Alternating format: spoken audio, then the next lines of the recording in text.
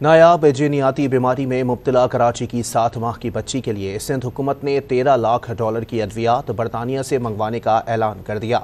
हया मरियम के वालिदैन का कहना है कि उनकी बच्ची के पास वक्त कम है और तबीयत मुसलसल बिगड़ रही है। अगर अद्वियात बर वक्त ना दी गई तो उसकी जान को खतरा लाहक हो सकता है। अनम मशकूर की रिपोर्ट देखिए।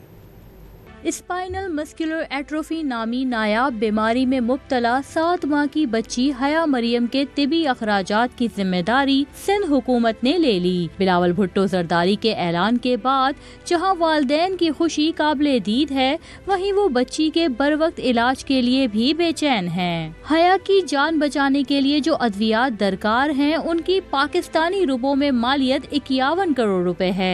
अद्वियात सिंध हुकूमत बरतानिया से मंगवाएगी। अभी आप समझें कि इसकी बहुत अभी क्रिटिकल कंडीशन है। हम इसको बहुत बिल्कुल जिस तरह आईसीयू में केयर दे रहे हैं, इसी तरह हम इसको केयर दे रहे हैं। दिन में 2 बार इसका सक्शन हो रहा है और 2 बार इसको हम नेबुलाइज करा रहे हैं, साथ इसकी फिजियो भी चल रही है।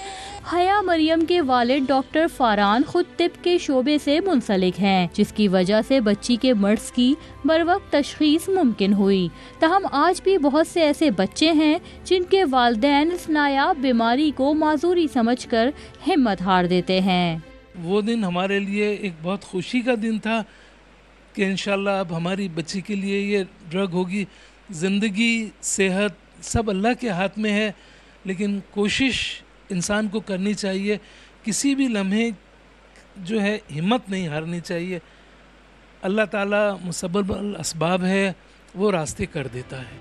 बीमारी के सबब हया फातिमा के मसल्स काम नहीं करते, बच्ची का आधा जिस्म हरकत के काबिल नहीं। अद्वियात बर वक्त देने से ही बच्ची की जान बचाई जा सकती है।